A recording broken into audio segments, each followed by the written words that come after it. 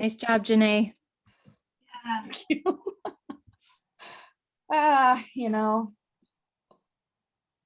It's I think it's working out. We've had quite a few hiccups with this virtual thing, but it's working out.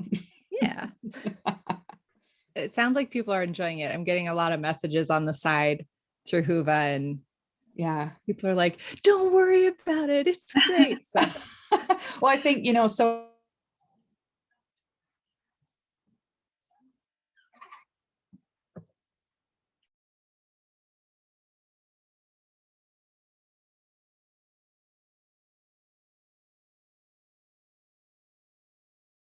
start it. So it might be that if we can rotate who's opening what meeting. Hi, Vince. We may be able to still do it 15 minutes beforehand. It just can't be the same person that started the prior meeting. Hey, I'm going to go into technical skills mode, and I'm going to go back on mute. I'm going to do the share screen just to make sure I got my screens all set up. So sure. Talk amongst yourselves, please.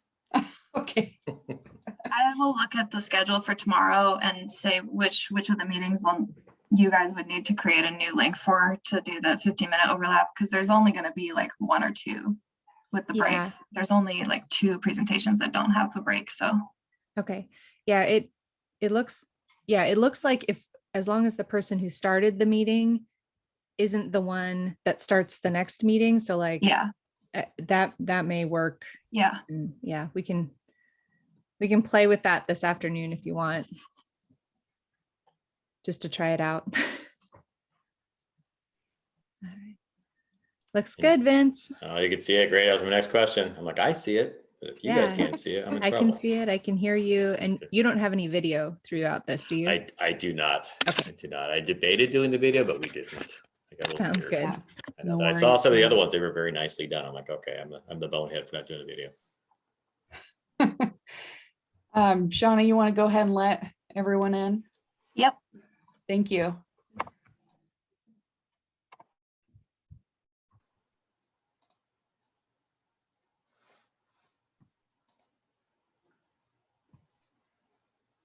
Let's start the video.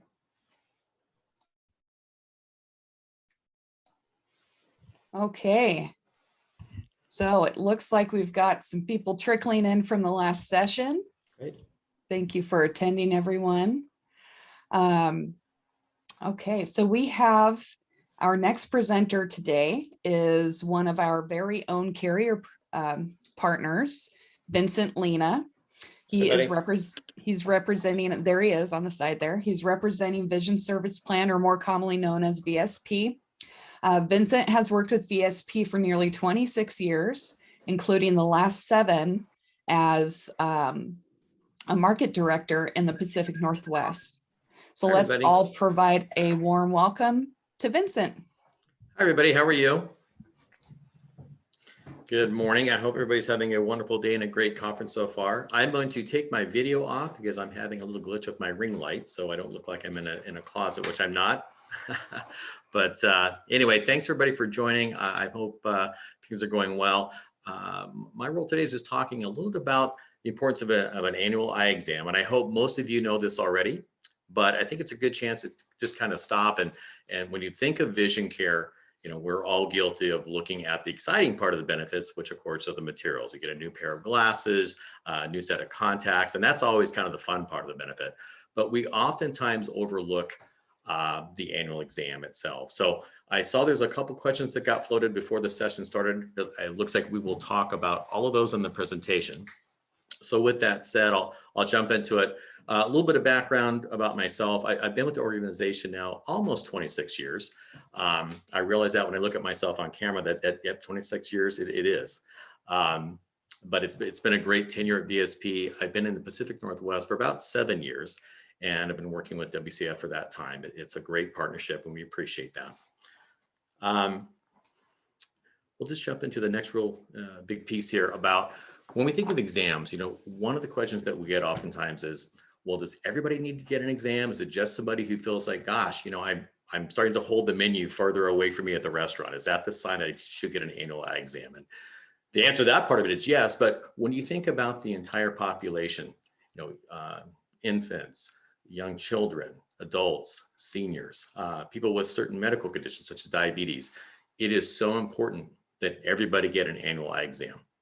A question we get oftentimes about toddlers is, what is that age?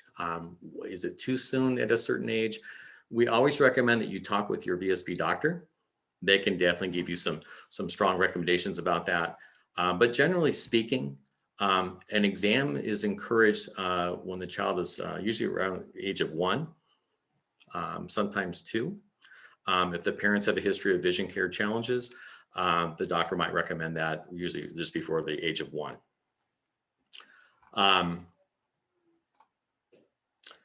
Of course, when we think about the eye exam, there's some components, of course, that I think we're all familiar with from just going into the office itself, but I just thought I'd give a simple breakdown of what the exam includes. So a wide range of things from the visual acuity, checking for the prescription itself.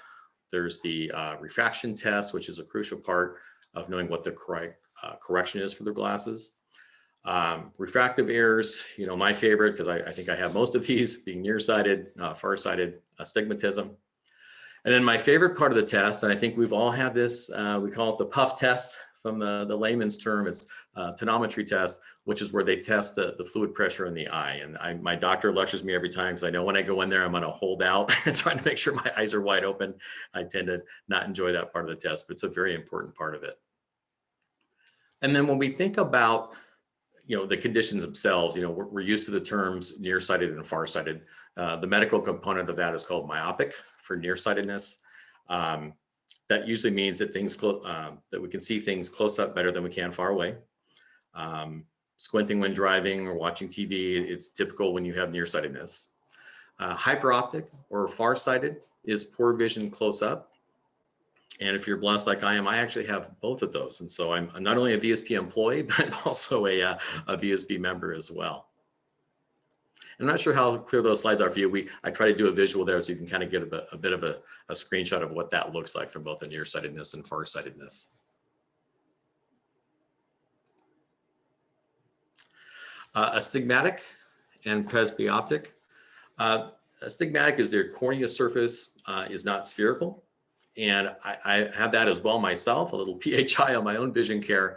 I remember when I first started developing a stigma, I thought something else was going on. I was starting to get very blurry vision. I was concerned, of course. I went into my doctor's office and he said, well, congratulations, as a VSP member, you have a stigmatic condition. And so it really changed and dramatically changed my vision care and also my prescription. But it's amazing, of course, with glasses and corrective lenses, how that's made an amazing difference for me. And the presbyoptic is the diminished focus as we age. Of course, Father Time hits us all in that perspective. Again, these are all key reasons why the annual exam is important. The one thing, I joked about going to a restaurant, you'll see the people sometimes holding the menus far away. That's definitely not the time that you want to go get that annual exam. If you're getting that annual exam, your doctors are tracking the prescription change. If they need to adjust the prescription, it's so important to get that done proactively versus waiting and having you struggle with that over a period of time. I think we all know somebody who's done that. Blue light, of course, is a very, very, I'd say a hot topic right now. For VSP, it's always been something that we've talked about. I think with remote situations today, and just with all the technology that we have available from, iPhones or laptops or iPads or whatever item that we have, and oftentimes there's multiple, we're seeing the impact of just the blue light itself. I think we've all had some experience with this from one way or other. You start getting occasional headaches. You might start having some blurry vision tied to this. You might just from looking at your phone so much, you start getting the neck and shoulder pain. I joke with my kids, I have 2 teenagers, and those of you with teenagers know that they tend to be on the phones more than almost humanly possible. And so when we think about that and the impact that it's having, what we want to make sure the VSP are providing is preferred pricing, and based on the plan, covered in full blue light, or also called anti-reflective coating. VSP actually has a patented product that our doctors have access to. It's called Tech Shield. There are multiple manufacturers of anti-reflective coating, which includes the blue light. If you don't have blue light today or the anti-reflective coating, I'd be surprised if your doctor or staff is not talking to you about that. But it's definitely something that, just given your day-to-day lifestyle, whether it's work, whether it's play, it's such an important part of making sure that you've got the correct type of lens enhancement to address that. And just some statistical information. We know that today, based on studies and surveys, that nearly 70% of Americans are reported having experience or symptoms tied to digital eye strain. It's not surprising overall, but it is a concern, and a growing concern. When we look at different ways that we can combat it, one of the things that we talk about is, taking those breaks from your visual screen. And there's what I call the 20-20-20 rule. It's for every 20 minutes that you're, on a screen or a phone, you take at that 20-minute mark, take a break. Ideally, for 20 seconds, look at something that's at a distance, ideally 20 feet. So we call that the 20-20-20. You're 20 minutes on your laptop. You take a 20-second break and you look at something that's at a different distance. And if you can do that, a couple times every hour, that is great. It makes a really big impact. Now, I'm not a clinician, but these are just information and input from doctors that know that this is a way to kind of break that cycle of just staring at that laptop for 8 hours straight, which we were guilty of sometimes. Other stats here that we talk about, in the middle, we talk about the average American 13-year-old owns 3 digital devices and spends over 70 hours a week on screen time. And I think today, with most of our kids in remote learning, my son is a senior in high school. He's on his laptop or phone. I swear it's 20 hours a day, but that impact is really great. And it's just a time to kind of pause. And if you're looking at ways to help educate your children, let them know, hey, Vincent, Lena from VSP was on and told us about you're on your phone too much. So feel free to use that excuse if it helps you. And looking at VSP doctors, over 80% of our doctors are seeing impacts and the effects of blue light from members coming in for their annual eye exam. So it's certainly a prevalent situation, and one that in your roles, it's certainly great to talk about from what VSP is offering to help members get that appropriate care. And I jumped ahead a little bit here. So really 4 tips to reduce that exposure. So the annual eye exam we've talked about, maintain that digital distance. That's one thing too. How many times do you look at your spouse or somebody and they've got that phone, literally, a foot from their face. You've got to be sure that distance is appropriate. And that's, of course, making sure you've got appropriate glasses and current prescription. The 20-20-20 rule is an easy one to remember. And then limit screen time before you go to bed. This is one that I've been working on. Is the recommendation, of course, is that you disconnect from your blue light apparatuses. Ideally 1 to 2 hours before you go to sleep. Sometimes easier said than done. Any comments or questions about that before I go into the next section? Okay, very good. So we talked about, vision care itself, the fun part of the eyewear. And we talked about, some blue light components and the importance of the eye exam. Really looking at the eye exam itself in terms of preventive care. Some of you probably know this. This might be a refresher. Some big picture things that are happening throughout the US. But we know now today that 1 in 3 adults have hypertension. 1 in 3 now have high cholesterol. 1 in 10 adults have diabetes. The frightening part about that is about 1/3 don't realize or don't know that they have it. And diabetes is the 3rd leading cause of death in the US. So, why am I sharing all this information? Through the course of an eye exam, all of these are items that have symptoms that the doctor can detect through the course of the eye exam. So when you think of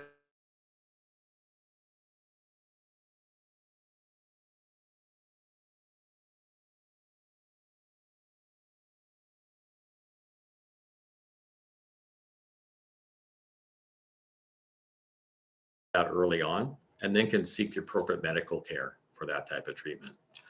And this is just a little bit more of a breakdown of some of those conditions and with some statistics as well, which I think you might find informational.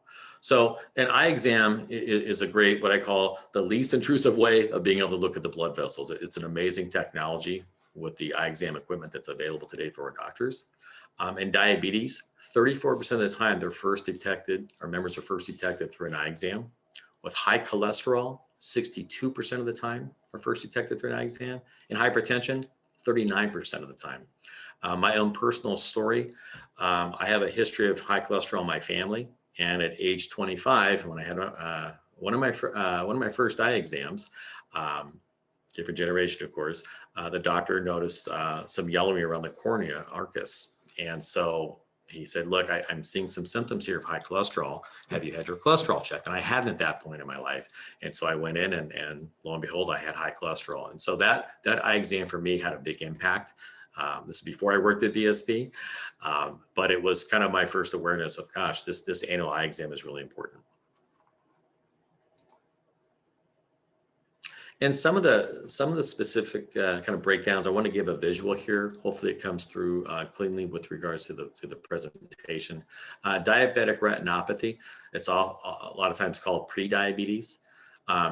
It's such an important part of getting that detection early on. It is the leading cause of blindness in the US and very, very preventable from the perspective of getting that caught early on. I think we all know somebody either in family or friends who is contracted or who developed that condition itself. And it's frightening when it goes undetected or untreated. Macular degeneration. It's historically been known more as impacting people as they go older. That's still in effect today, but we are seeing through studies that we're finding more and more people hitting or getting that condition in their 40s. Before it was more in the 50s and 60s. So again, another important reason going for that annual eye exam. And in the picture you see, hopefully this isn't an eye test for anybody, of course, being a little facetious, but this is how it looks. You just get that spot in the middle where it's blurry, and it certainly has an impact. And as I mentioned, again, the leading cause of blindness in the US. Cataracts. You get that cloudy look. It's generally caused by aging as well. Too much exposure to the sun, and of course,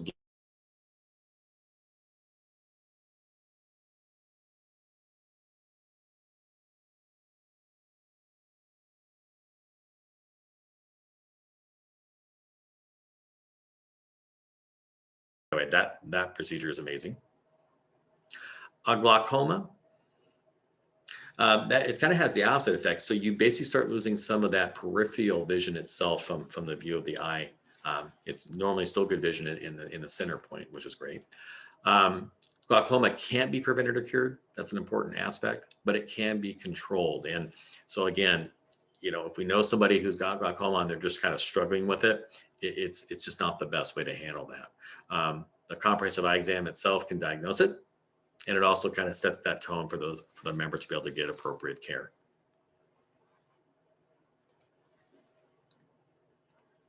I want to talk about kind of off a little bit just regarding the network itself. So certainly an important role of an annual exam is crucial for everybody, an important part of your wellness package. The VSP benefits itself, we offer all the enrolled groups a menu of plan designs to choose from. All of them have an annual eye exam, which is great. But having a great network and great quality doctors to choose from is an equal component in that benefit. And when we look at VSP's network, just to kind of a stop and pause moment with the network itself. So these are nationwide tidbits here, but we've got over 100,000 access points nationwide with about 28,000 retail locations throughout the US.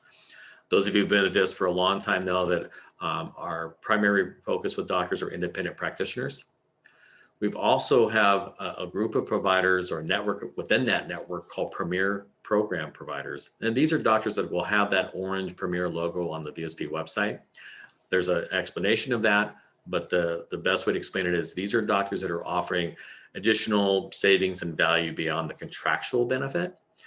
They're doctors that are doing some additional partnerships with members. And so we, of course, wanted to highlight those and made it a formal program. So if you're looking for a VSP doctor and you see Premier, it's a great way to save some additional value. I have a separate slide on our online retail company called Iconic, but we do have an in-network available option for you with that company. If you haven't taken a look at Iconic, I suggest you do. You can access that through VSP.com. You can also go to iconic.com itself and do virtual try-on. And I'll talk about that here more in just a moment. On retail chain stores that we partner with, VisionWorks actually is now owned by VSP. We bought them about 1.5 years ago. There are 2 stores in Washington. Many more will be coming. The pandemic, of course, has slowed that expansion, but we will definitely see more. They've got about 700 stores throughout the US right now, and it's a great partner and a great acquisition for us. All of you know Costco living in Washington. They're one of the retail chain partners, along with Pearl Vision. And we added Walmart to the network for WCIF last year. So that is now, if you do a doctor search on VSP.com after you log in, you'll see the Walmart optical as an option for your providers as well. The next slide is a little bit more detailed on Iconic. If you go to the website, either through VSP.com or go to Iconic, this is what you'll see. It's a great way to do a couple of things. If you just wanted to, peruse around, look at different frames that are available and price points, you can certainly do that. You can also do the virtual try-ons. It's state-of-the-art technology. You can do both glasses and contacts. So there's both options there.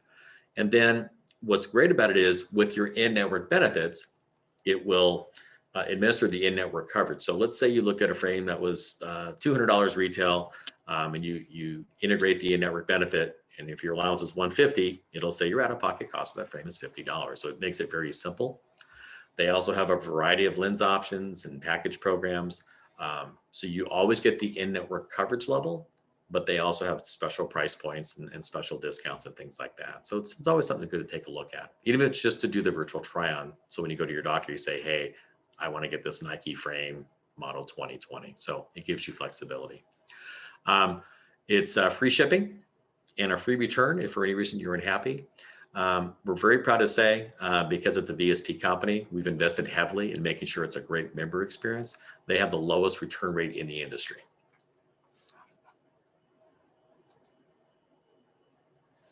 And I've gone through this pretty quickly, and I apologize if I went too fast, but I wanted to just pause for a moment to see if there was any questions that have popped up, or if there's any questions that were posed early on in the chat room that I did not address in the presentation. Hi, Vincent. So it looks like we have 2 people that chimed in with the same question. And they asked if anyone has tips for getting their significant other off their phone before bed. Well, my spouse lectures me a lot, and now she hears me. She's heard me on some of these calls and goes, "Okay, you can't be a hypocrite." It's a tough call. I'm all over the board on that. So I have a daughter who's in college, who's home right now, doing online remote learning with college courses, and my son who's a senior. And I can tell you it's a battle. With a spouse, it depends how great that partnership is. My wife and I just made a rule and said, okay, hour before we go upstairs, we were disconnecting. And it took effort. And you think about it, we have so many bad habits like that. It just becomes a routine. My joke with my kids is I think their phones are physically attached to their body because they're literally on them all the time. But yeah, that's what we try to do as a family, to say, hey, look, it's time to go to the bedroom, let's disconnect. Easier said than done, but if you try it for a while, do it for a week, see if you can do it, and you realize pretty quickly, wait, the sun's still going to rise the next morning, and those emails and stories are still going to be there the next day. Yeah. So I hope that helps. That's my rambling comment about that, but it is a challenge, right? You think about it. I mean, I'm guilty of that too sometimes. I'm literally on my phone. I'm like, oh, it's time to go to bed. Oh, wait, let me look at that one more email real quick. I'm like, what am I doing? It's 11 o'clock at night. Come on. Thank you, Vincent. And just to add to that, we do have one of our attendees in the audience, and maybe he'll chime in himself, but he actually puts all of his electronics in the closet. So, which is actually a good tip, because let's say you put them all in the closet and then you get yourself comfortable in bed, you're not going to want to get back up and get that phone. That is a great idea. I love that. And we had another person chime in who said, change the password on the Wi-Fi. Oh boy, whoever came up with those ideas, I'm going to have you join me next time for this presentation, because I'm going to steal some of those. I think those are all great. I did forget one thing. You know what? When we talked about blue light, and I apologize. So as you all know, there's a menu of plan designs that each of the group chooses. Some of the Some of the plan designs do cover anti-reflective coating, which includes the blue light in full, which is great. It's a big savings for the members and their spouses and dependents. The other plans that don't cover it in full with a VSP doctor, they get what I call preferred pricing. They're discounted about 30%. And if that's the plan that the group has, in that case, it doesn't matter which VSP doctor the member goes to, where it's not covered in full, they'll have a set price, or what I call a set copay. So that'll be part of the, I guess, part of that bigger picture decision that each of the groups make on which of the VSP plans they choose. But the extended plan I know is, I call it the Cadillac plan, but that one is one of 3 that does cover anti-reflective coating in full. Thank you, Vincent. We have another question here. Sure. It says, oh no, where is it? Are there any options for LASIK or possible in the future? Good question. Yeah. So when I look at those type of perks with the VSP benefit, I call those the added value programs. So you have what I call the core benefits for the routine care, and then there's other types of savings and opportunities that we offer. So with LASIK surgery, we have contracted with the best in the country. And you can go to one of those surgery centers and you get a 15% discount off of their pricing because you're a VSP member. If they're running a promotional special, you get 5% off of that promotional price.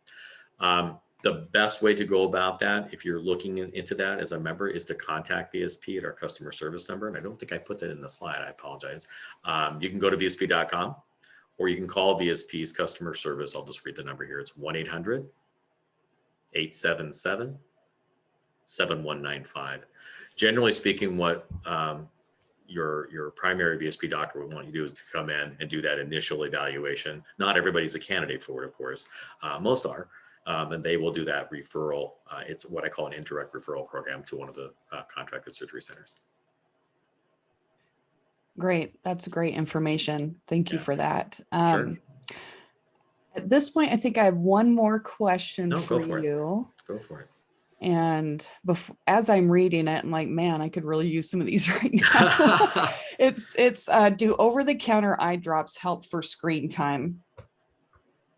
Yeah, there are, when you think about over-the-counter, it's usually when you're thinking about drops, and this is really kind of getting into more the clinical side. So I'm going to defer what I would call the more formal input to a VSP doctor when you get that exam. But my daughter has dry eye. My wife also has it. Some of that can be related definitely to, the blue light exposure. There are certain types of eye drops that can help minimize that impact. But I can tell you from my own experience as a member, I have seasonal allergies, and I was using Visine when I was younger. And I remember, again, that appointment I told you about when I was 25 and had my first exam. And I told the doctor that I used Visine, and he lectured me for about 10 minutes about, you need to be careful what eye drops you use. Not every eye drop is the same. So if you're looking for that type of assistance from an eye drop perspective, I would definitely have that be part of your discussion with your VSP doctor. Okay, that's a really good tip, Vincent. Mm-hmm. Yep. And that's something I was wondering myself as I'm sitting here, and my eyes feel like just incredibly dehydrated. No, and I still have some struggles myself with that. So I don't want to give any more clinical type of input, but I definitely know there's a lot of different eye drops on the market today. Some of those do require a prescription, and that would of course be utilized based on the what I would call more the seriousness of the eye condition itself. Some of the course can just use some members of course can just use it over the counter, but again, getting that recommendation is really crucial. Okay, great. Good. Well, I believe that is all the questions we have for you, Vincent. Oh, okay. And thank you so much for presenting today. All the information was very helpful. Let me turn on my video here just to show you. I had to put my glasses on. Oh, no, I'm blind as a bat without mine. So trust me, I know firsthand.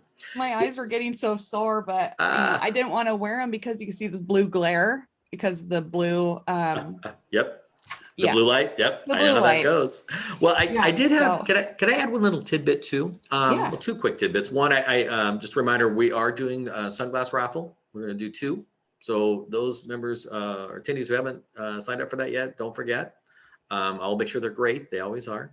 The other thing too is a little bit off topic, but from the roles that everybody plays with the benefits team, one question I do get a lot regarding the VSP component is, gosh, there's no ID cards. The employees get confused. So we keep it simple. There's no ID cards needed. But I always encourage benefit teams and groups and at the member level to say, hey, whether you're an existing VSP member or you're new, spend 10 minutes, go out to the VSP.com. If you haven't signed in before, sign in, you set up a password. And there's so much great information besides, hey, am I eligible for coverage? Who's the last doctor I saw? What was my savings on that appointment? To the other added value programs like the LASIK thing we talked about, or some rebates on contact lenses. So just take 10 minutes, all of you, if you can, and go out there and take a look at it. That's a great piece to help educate members about, because it's at the end of the day, we want to make sure they're getting the best value for all components that we offer. So I encourage that any way possible. Thank you, Vincent. And just one thing to add to that, and I haven't been on the website in quite some time because I know I have VSP. Are you still able to, even though you don't need an identification card, are you still able to print one? Because I know people just like to have the feeling of. You can. Yep. Okay. If you, I call that security blanket card. So if you want to, you sign in as a member, you can print what I call a member card. So it just has some basic information on it. You can definitely do that. And what's nice about that, it has a toll-free number on it. It's got the website. Perfect. But my joke is, if you bring it into the VSP doctor's office and go, here's my card, they'll look at you and go, we don't need that, right? Okay. So they'll tease you probably, but no, you can definitely print that. Okay, great. That's good to know. Awesome. My pleasure. All right. Yeah. Thanks, Vincent. Thank you too.